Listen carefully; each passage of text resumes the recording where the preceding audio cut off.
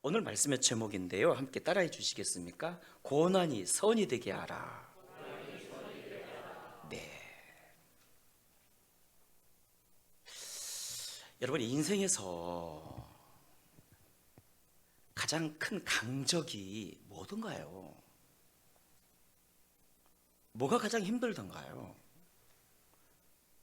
고난 아니겠습니까? 고난. 참 아이러니하게 잘 믿는 분들이 더 고난이 많다고 생각되어질 때도 있더라고요.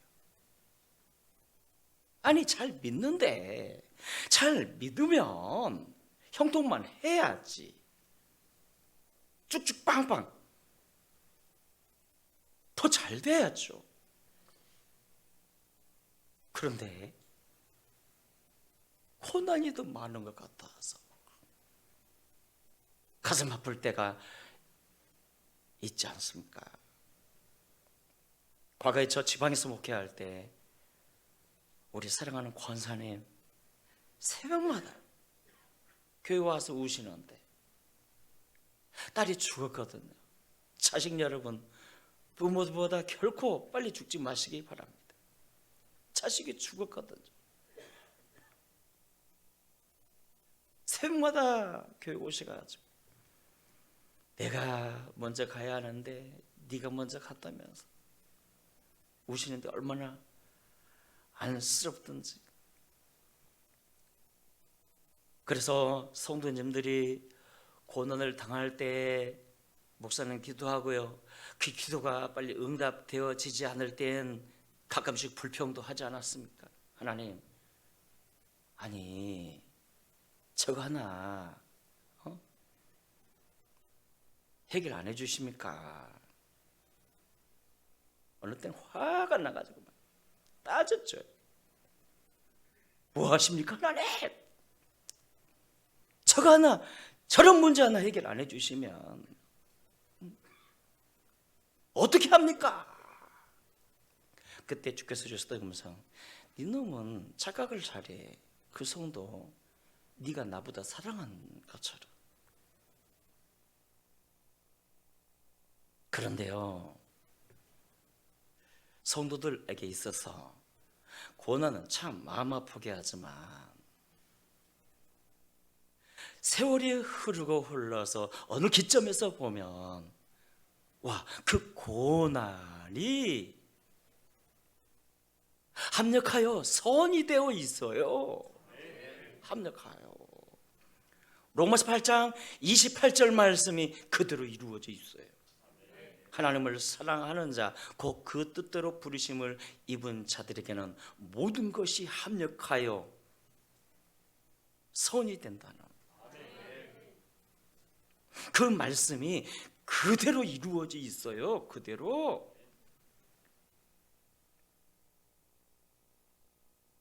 여러분, 오늘 본문 사도행전에서도 초대교회에 두 가지 고통이 발생하지 않았습니까? 하나는 스데반의 죽음이었고요,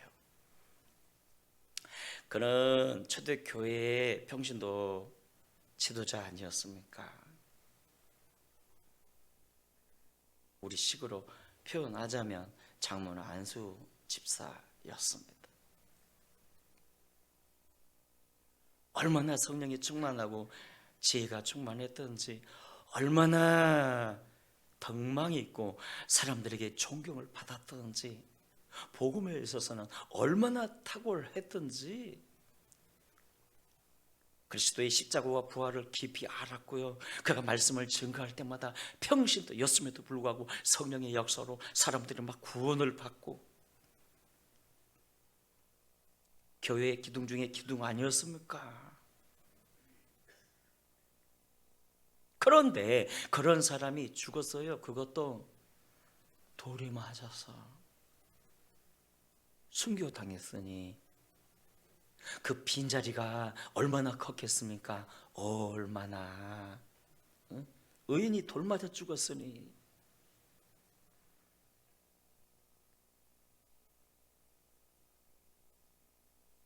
그리고 또 하나 초대교회에 고통이 있었으니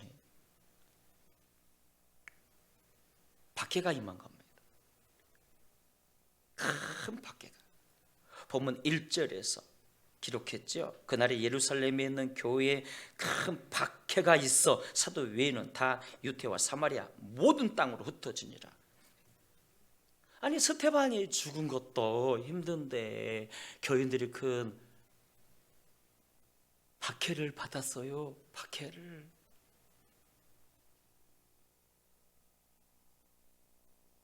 어느 분 예수 믿은 지 얼마 안 된 분인데 한 번은 울면서 교회에 왔어요. 아니 왜 울면서 교회에 왔느냐고 물었더니 마누라한테 얻어맞았다며. 왜 맞았냐고. 도장을 잘못 찍어줬다고. 보증 조심해야지. 부인 허락도 없이 도장을 찍었으니 맞아도 쌉니다. 맞을 짓을 했구만요. 싹싹 비세요. 그건 고난 아닙니다. 그거 말고 그들은 신실을 했음에도 불구하고 세상에 스테반이 죽고 교인들이 큰 박해를 받았어요. 핍박을 받았어요. 그래서 흩어지지 않았습니까? 유대인들이 조직적으로 그들을 박해하는데 교인들이 뿔뿔이 흩어지지 않았습니까? 엄청난 고난을 당한 겁니다. 그러다면 그들이 흩어지면서 뿔뿔이 흩어지면서 뭐 했을까요? 뭐 했을까요? 도망치면서 뭐 했을까요? 전도한 겁니다. 복음을 전한 것입니다. 온 유대와 사마리아로 흩어지면서 복음을 전했어요. 4절 봐주십시오. 그 흩어진 사람들이 두루 다니며 복음의 말씀을 전할세. 아니 흩어지면서 도망치면서 예수 믿으세요. 예수 믿으세요. 예수가 그리스도입니다. 그분 안에 생명이 있습니다. 부활이 있습니다. 하나님 나라가 있습니다. 예수 믿으세요 하는데 여러분 이런 상황에서 생각나는 말씀 있지? 생각나는 말씀. 사도행전 1장에서 예수님이 이렇게 명령하지 않았습니까? 너희는 온 유대와 사마리아 땅끝까지 이르러 복음을 전하라고. 사마리아 땅끝까지 복음을 전하라고 명령하시지 않았습니까? 그런데요, 그럼에도 제자들은 예루살렘에만 머물러서 그곳에서만 머물러서 자기들끼리만 신앙생활을 했어요. 그런데 큰 박해가 임하자, 핍박이 임하자 그곳에서 뭉쳐있던 사람들이 흩어져 도망치면서 복음을 전했어요. 도망치면서. 그래서 의도치 않게 예수님의 말씀이 이루어지지 않았습니까? 의도치 않게 그들이 도망치면서 예수님의 말씀을 전하는데 그 복음이 온 유대와 사마리아 땅끝까지 전파되었거든요. 그래서 의도치 않게 예수님의 말씀이 이루어졌어요. 여기서 무엇을 깨닫습니까? 분명 박해받는 건 사탄의 역사인데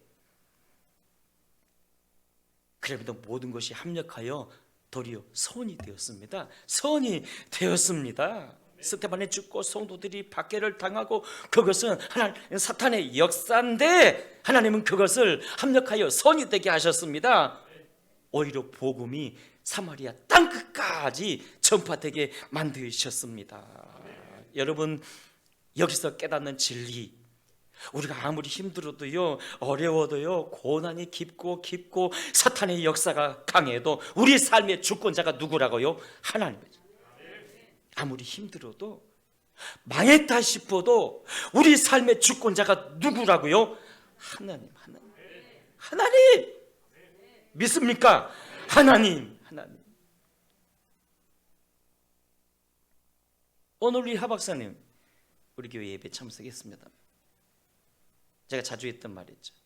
맨날 떨어지냐고. 저분 여러분 실력 좋습니다. 인제대 교수 아닙니까? 발도 넓고요. 인격이 괜찮은 분이에요. 일단 인물은 저보다 좀 못났지만 철렀지 않습니까? 우리 군포시청에 안타까운 건 보셨잖아요. 부활절 되면 십자가를 중심 상가에서 내쫓았어요. 다른 데로. 불교의 날이 되면 한 달이 아니라 몇 달 전부터만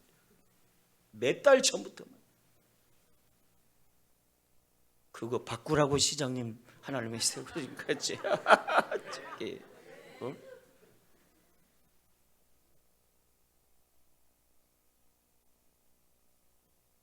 아무리 고난이 깊고 사탄의 역사가 강해도요, 우리 삶의 주권자가 누구라고요? 하나님. 어떤 상황에서든지 주께서 붙들어 주시면 이긴다는 겁니다. 승리한다는 겁니다. 그 모든 것이 합력하여 선이 됐다는 겁니다. 요새 봐보십시오. 그 노예가 총리가 되었어요. 하나님이 붙들어 주시니까. 다윗 봐보십시오. 저는 목동이가 왕이 되었습니다. 하나님이 붙들어 주시니까. 하나님이 붙들어 주시면 우리도 가능하다는 거예요. 어떤 고난도 승리할 수 있다는 겁니다. 이긴다는 겁니다. 하나님이 붙들어 주시면. 아무리 희망이 안 보여도 그 희망 성쇠가 누구 손에 있다고요? 하나님 손에 있습니다. 하나님 손. 그래서 오늘 말씀에서도 보니까, 자, 1절에서는 박해로 시작해요. 스드반이 죽고 박해로 시작해요. 그러나 8절에서는 기쁨으로 결론이 납니다. 그 성에 큰 기쁨이 있더라. 와, 하나님이 합력하여 선을 이루게 하시니까 박해가 기쁨이 되었습니다. 어둠이 희망이 되었습니다. 고통이 비전이 되었습니다. 온 땅에 복음화를 이루었습니다. 하나님이 합력하여 선이 되게 하시니까. 여러분, 그 하나님은 오늘 우리의 하나님 아닙니까? 로마서 8장에서 이렇게 말씀하네요. 하나님을 사랑하는 자, 그 뜻대로 부르심을 입은 자들에게는 모든 것이 합력하여 선을 이루느니라. 그러므로 사랑하는 여러분, 혹 고난 가운데 있으시다면 꼭 이 말씀, 내게 주신 말씀으로 붙드셔야 합니다. 하나님을 사랑하는 자, 그 뜻대로 부르심을 입은 자들에게는 모든 것이 합력하여 선을 이룬다. 이 말씀을 믿으셔야 합니다. 이 말씀을 외우십시오.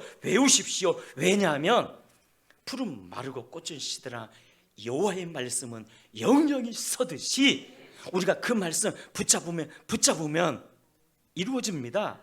주의 말씀은 성취의 능력이 있어요. 그래서 그 말씀 붙잡으면, 믿으면 말씀이 그대로 이루어진다니까요. 여러분, 이 로마서 8장 28절 말씀과 연결되는 말씀이 있습니다. 연결되는 말씀, 바로 35절에서 37절 말씀 아닙니까? 우리 할 수 있다면 크게 함께 읽어보실까요? 누가 우리를 그리스도의 사랑에서 끊으리요? 환난, 공고나 박해나 기근이나 적신이나 위험이나 칼이라. 기록된 바 우리가 종일 주를 위하여 죽임을 당하게 되며 토사를 당할 양같이 여김을 받았나이다 함과 같으니라. 그러나 이 모든 일에 우리를 사랑하시는 이로 말미암아 우리가 넉넉히 이기느니라. 자, 넉넉히 이기느니라. 이 말씀을 주목하셔야 합니다. 우리가 넉넉히 이기느니라. 왜냐하면 우리 앞에 어떤 고난도 누구로? 주님으로 넉넉히 이기느니라. 35절에 어떤 고난도 이기고요, 공고도 이기고요, 박해도 이기고요, 기근도 배고픔도 이기고요, 위협이나 칼에도 이기고, 지금 내 앞에 우크라 전쟁 같은 상황이 펼쳐졌다 할지라도, 우크라 전쟁 같은 상황이 펼쳐졌다 할지라도 37절에 이 모든 일에 우리를 사랑하시는 이로 말미암아 우리가 넉넉히 이기느니라. 믿습니까? 이 모든 일에 넉넉히 이기느니라. 역시 여러분, 이 모든 일이란 내 부족함이나 내 실수 때문에 생긴 고난일지라도 나를 사랑하신 그 주님으로 인하여 우리가 넉넉히 이긴다는 뜻입니다. 따라합시다. 나는 넉넉히 이깁니다. 그것이 나의 실수로 말미암는, 죄로 말미암는 고난이라 할지라도 그것을 우리는 주님으로 이긴다니까요. 이것은 주님의 말씀입니다. 사랑하는 여러분, 그렇다면 합력하여 선을 이룬다, 무슨 뜻입니까? 선을 이룬다. 선을 이룬다. 여기서 선이란 두 가지 의미가 있습니다. 하나는 우리에게 있는 고난을 하나님의 영광으로 바꿔주신다는 뜻이고요. 고난을 영광으로 바꿔주세요. 저희 동생 이석분 목사 가끔 자주 말씀드리죠. 사실 어렸을 때 우리 집안에서 가장 머리가 좋은 친구 아니었습니까? 한 번만 보면 이게 다 외워요, 글을. 그랬던 친구가 병들어 이렇게 죽게 되고 겨우 이렇게 살아나고 지금은 목회길을 가게 되는데 어느 날 이런 고백이에요. 형님, 나 안 아팠으면 예수 믿었겠어.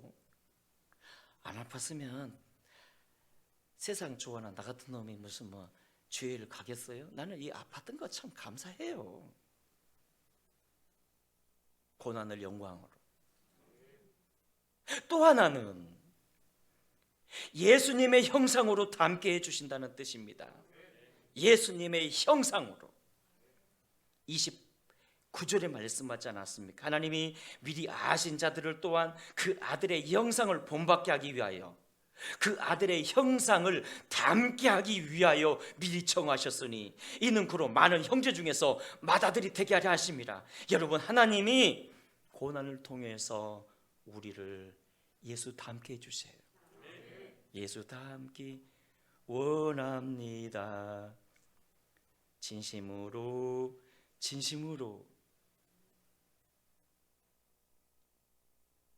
예수 닮은 사람들의 특징이 있죠. 그렇게 겸손합니다. 마음이 따뜻합니다. 따뜻합니다. 어제 여수에 내려가서 우리 처갓집에 결혼식이 있어서 여수에 내려가서 우리 장모님 휠체어 제가 직접 모시지 않았습니까? 결혼식장에서도 심지어는 밥 먹으면서 이를 바라보는 우리 둘째 놈의 눈빛이 약한 감동보다는 불평의 눈빛이었습니다. 아니, 아빠가 여기에 와서까지도 꼭 저렇게 기분 나쁘다며 축금도 안 한 것 같더라고요. 그런데요, 소문이 다 났어요. 우리 이서방이 장모님한테 저렇게 잘한대. 그 장모님 쪽에 형제들 있지 않습니까? 다 저한테 와서 감동을 받아가지고, 이 목사님 고맙다면서. 제가 왜 그랬겠어요? 물론 장모니까 마땅히 그래야 하지만 그로 인하여 여러분, 우리 강팍했던 장인들은 장모님 예수 믿고 구원받지 않았습니까? 그리고 창앞의 식구들로 다 이제 마음이 열려지기 시작합니다. 전도의 문이 되는 거예요. 근데 원래 제가 마음이 따뜻한 사람이 아닌데요, 우리 아내가 기도를 많이 하다 보니까 장모님한테는 따뜻하게 느껴져가지고 저 엉덩이를 때리면서 그러더라고요. 아이고, 이런 사유가 또 어디 있대. 속으로 아이고 장모님 죄송합니다. 예수님 닮으면 너그럽습니다.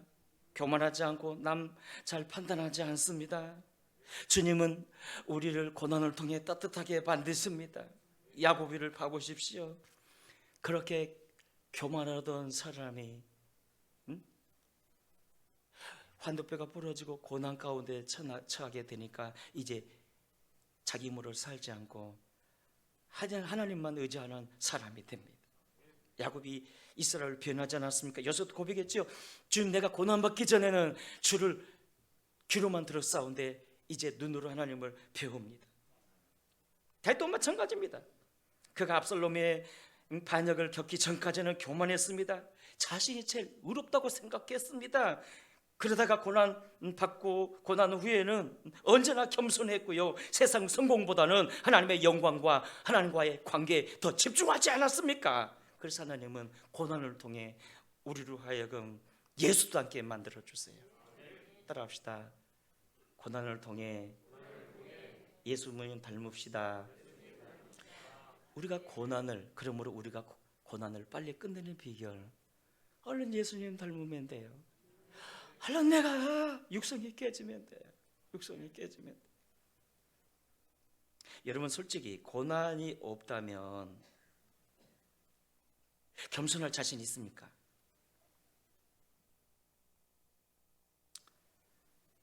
저도 약간 좀 잘 나갈 때 있지 않았습니까?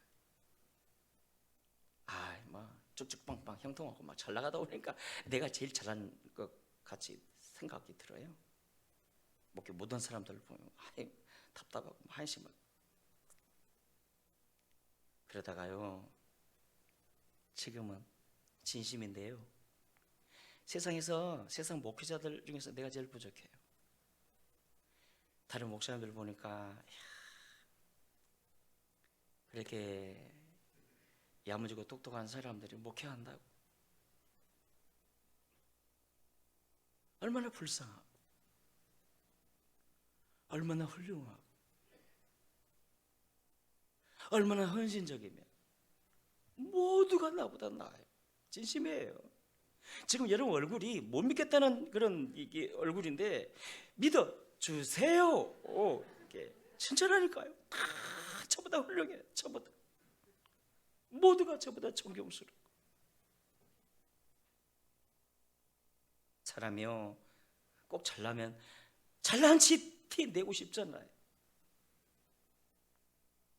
그 위대했던 바울 같은 사람도요, 처음 그가 은혜를 받고 막 자기 의에 사로잡혀 가지고 선배 베드로를 책망하지 않았습니까? 그러다 나중에는 뭘 깨달았죠? 자신이 가장 죄인 중에 죄인이요, 괴수란 걸 깨달았어요. 여러분, 고난이 우리를요 예수도 함께 만들어요. 우리 한번 따라합시다. 고난이 예수도 함께 만듭니다. 그렇습니다. 그렇습니다. 한평이란 곳에 가끔씩 내려가는데요,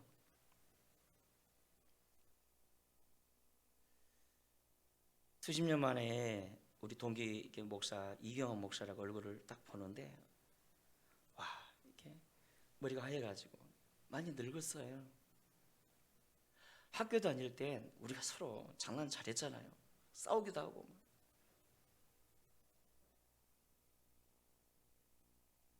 그렇게 고난의 사람으로, 거룩과 경건한 사람으로 변해 있더라고요. 이유가 뭘까 물어봤더니 많은 고난을 겪고 지금 오직 예수님만 바라보는 거예요. 꿈이 뭐냐 물었더니 빨리 은퇴하는 거래요. 고난이 우리를 예수와 함께 만들어요. 그런데 사랑하는 여러분, 로마서 8장 28절에서 정말 중요한 동사가 있죠. 바로 우리가 알거니와 아닙니까? 우리가 알거니와. 바울이 알았다는 겁니다.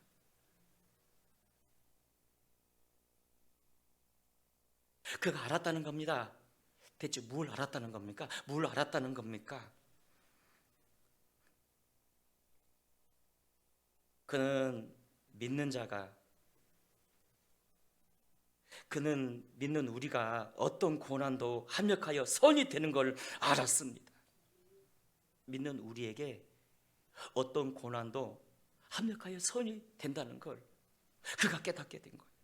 그래서 복음 전하다가 만신창이도 얻어맞고 감옥에 갇혔음에도 불구하고 한밤중 일어나 그가 하나님께 감사하며 찬송했던 비결, 어떻게 그게 가능했을까? 그는 어떤 고난도 합력해서 선이 된다는 걸 알았기 때문입니다. 믿었기 때문입니다. 여러분, 우리에게도 이런 믿음이 필요하지 않을까요? 응? 이런 믿음이. 고 강영욱 박사라고, 방금 우리가 동영상으로 함께 보셨죠. 그는 14살 때 맹인이 되었습니다. 축구공에 맞아 눈이 실명돼 버린 겁니다. 눈이. 그 충격으로 아버지 어머니가 죽었고요. 더 충격적인 건 그를 챙겨주던 누나마저 죽었습니다. 그래서 남은 세 남매가 뿔뿔이 흩어져 버리지 않았습니까?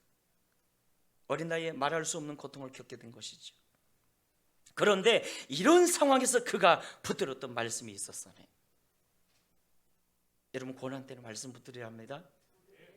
이런 상황에서 그가 붙들었던 말씀이 있었으니 요한복음 9장 말씀 아닙니까? 예수님이 맹인에게 주셨던 말씀. 예수께서 길을 가실 때 날 때부터 맹인된 사람을 보신지라. 제자들이 물어 이르되 라비여, 이 사람이 맹인으로 난 것이 누구 죄로 인함이니까? 자기니까? 그의 부모니까? 예수께서 대답하시되 이 사람이나 그 부모의 죄로 인한 것이 아니라 그에게서 하나님이 하시는 일을 나타내고자 하심이라. 그에게서 하나님이 하시는 일을 나타내고자 하심이라. 그러니 이 말씀 붙들었고요, 그 말씀을 믿었기에 하나님이 그를 그 모든 것에서 선이 되게 해주시지 않았습니까? 그래서 한국 최초로 맹인 박사가 되었고요, 미 부시 행정부에서 국제 장애위원회 정부 정책 차관 보호를 맡았고요. 그때까지만 해도 우리나라 사람으로서 미 백악관에서 가장 높은 자리까지 올라간 사람입니다. 그가 이런 고백을 했습니다. 나의 실명으로 내 아내는 장애학을 전공하여 전문가가 되었고, 큰아들은 나의 눈을 고쳐준다며 안과 의사가 되었으며, 작은 아들은 나의 연설 문을 도우려고 변호사가 되었습니다. 그러므로 나의 실명은 우리 가족에게 정말이지 큰 은혜가 되었습니다. 여러분, 제가 지금 강영우 박사의 무슨 성공담을 얘기하는 거 아닙니다. 저는 그분의 믿음을 소개하고 있습니다. 그는 고난 중에서도 믿었고요. 어떤 믿음이 있었습니까? 어떤 믿음이 그에게 있었습니까? 이 모든 것이 합력하여 선이 된다는 것을 믿었습니다. 그래서 말씀 붙잡았고요, 그 믿음이 있었기에 하나님이 일해 주신 거 아닙니까? 여러분, 우리가 믿는다 하면서도 막상 고난이 닥치면, 어려움이 생기면 절망하고 불평하지 않습니까? 그거 다 쓸모없는 짓입니다. 낙심과 절망은 쓸모없는 짓입니다. 도리어 그럴수록 믿으셔야죠. 하나님을 사랑하는 자, 그 뜻대로 부르심을 입은 자들에게는 모든 것이 합력하여 선을 이루느니라. 이 말씀 붙들으셔야죠. 왜냐하면 내 느낌과 기분과 상관없이 하나님 말씀은 그 자체가 결론이거든요. 따라합시다. 내 느낌과 상관없이 하나님 말씀은 그 자체가 결론입니다. 말씀 딱 붙잡으면요, 이루어진다. 푸른 마르고 꽃은 시들아 여호와의 말씀은 영영이 서리라. 그 말씀 붙들면요, 이루어진다고요. 그렇다면 사랑하는 여러분, 우리가 고난을 선으로 바꾸는 비결이 뭘까요? 자, 하나님이 우리 고난을 선으로 바꾸실 때 조건이 있습니다. 불평하면 불평이 길어져요. 고난을 선으로 바꾸려면요, 조건이 있습니다. 두 가지 조건이 있습니다. 첫째, 믿음이고요. 믿음을 보일 때 하나님이 일해 주시고요. 히브리 11장에 말씀했죠. 믿음이 없이는 기쁘시게 못하나니 하나님께 나아가는 자는 반드시 그가 계신 것과 자기를 찾는 자들에게 상 주시심을 뭐 해야 할지니라? 믿어야 할지니라. 믿음은 모든 바라는 것들의 실상이라 말씀하지 않았습니까? 하나님은 믿음을 보시고 일하세요. 그리고 또 하나 있습니다. 이게 정말 중요한데요, 반드시 하나님을 사랑하셔야 합니다. 사랑. 본문에 말씀하셨죠. 우리가 알거니와 내가 깨달았다는 거예요. 우리가 알거니와 내가 깨달았노라. 하나님을 사랑하는 자, 곧 그 뜻대로 부르심을 입은 자들에게는 모든 것이 합력하여 선을 이루느니라.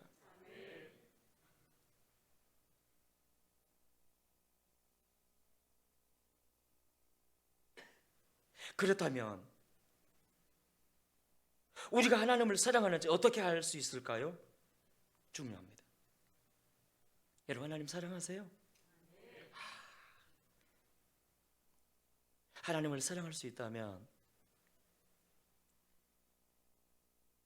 여러분, 나의 한계를 넘어서서 하나님께 사랑받을 수 있습니다.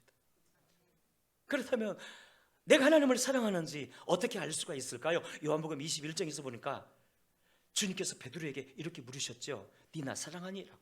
니 나 사랑하니? 그때 베드로가 대답했습니다. 제가 주님을 사랑하는지 주님이 아시나이다. 바로 그겁니다.